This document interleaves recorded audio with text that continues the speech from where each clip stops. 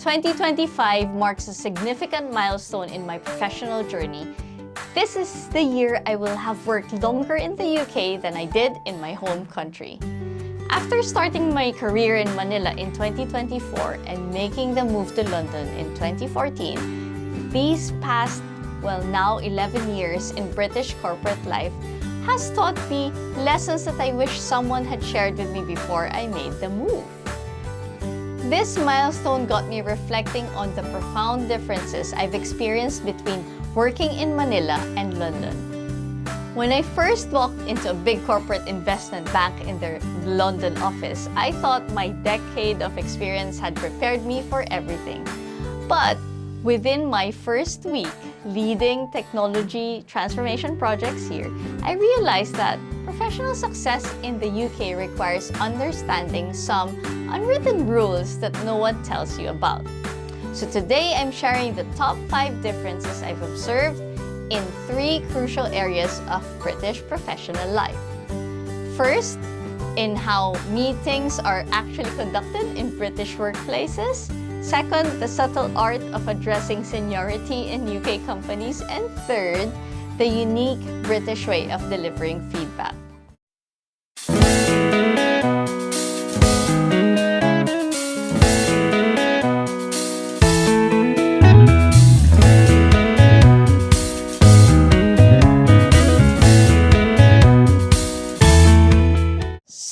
Let's explore the 5 key differences in how meetings work in British professional settings. First, small talk. In Manila, we warmly discuss family updates, weekend plans, anything under the sun really before a meeting. Here, it's strictly weather, transport delays, and perhaps how busy things are. Personal topics are rarely touched in professional settings. Second, speaking order. In Manila, we naturally wait for the most senior person to speak first. In Britain, the presenter drives the conversation regardless of hierarchy. I learned quickly that waiting for senior approval before proceeding isn't really the norm here. And the next is the communication style.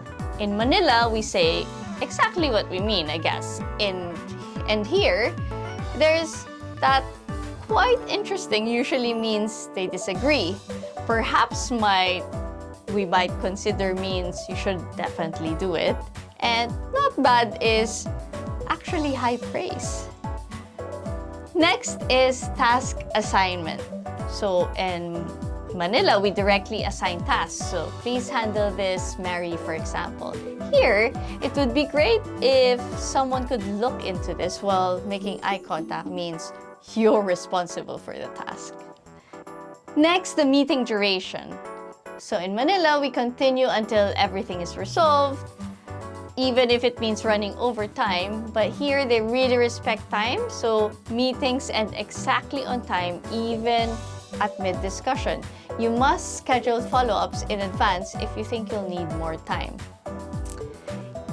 Now, let's look at 5 key differences in how seniority works in British professional settings.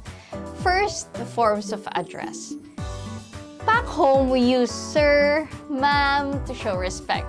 Here, everyone uses first names from interns to CEOs. Using titles can actually create unnecessary distance. So that's quite a good thing that they have here. Second, email protocol. Back home, we carefully copy senior leaders in emails to keep them informed. Here, copying seniors unnecessarily is seen as poor judgment and creating inbox clutter, and they're very particular with that. Third, in challenging ideas. In Manila, we often defer to senior opinions to show respect. But here, constructive challenge is expected regardless of seniority. It really just shows engagement and critical thinking. In Manila, decisions flow from top to bottom.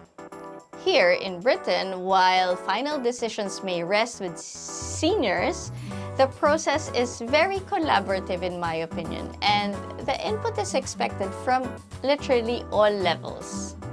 Now, finally, let's explore the crucial differences in how feedback works.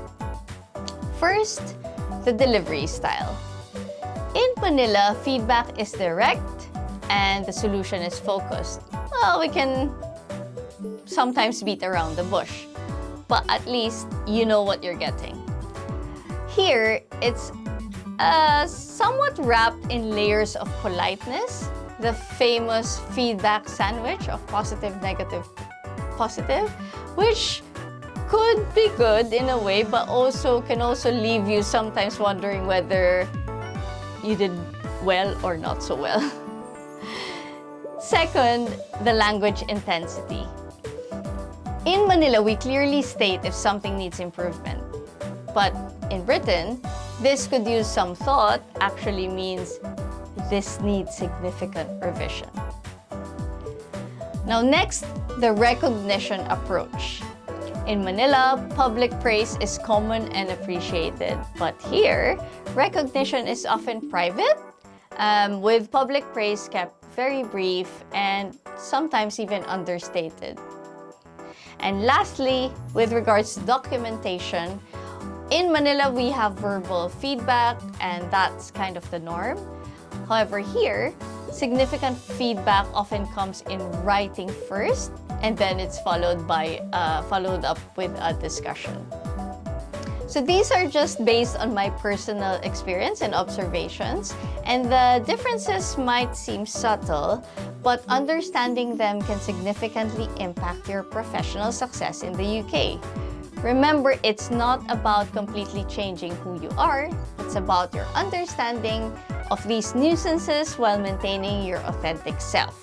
The key is to recognize that neither approach is better, they're just different.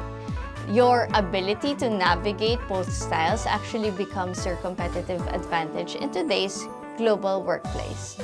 So from managing teams in Manila to leading technology transformations in London, I've learned that success in the UK isn't just about what you know, it's about how you adapt and grow. Your international background isn't just something to overcome, it's your unique advantage in standing out in the British professional landscape. Now, speaking of adapting and growing, I've created something special for you. My 30-day UK Quick Start Guide is designed to help you navigate your first month in British life. It's packed with practical wisdom and actionable steps down from my own transition journey and my experience. So download your free copy using the link in the description below, and hopefully it will help you start your UK journey with confidence and clarity. So don't forget to like, subscribe, and hit that notification bell to stay updated on your UK transition journey. See you in the next episode.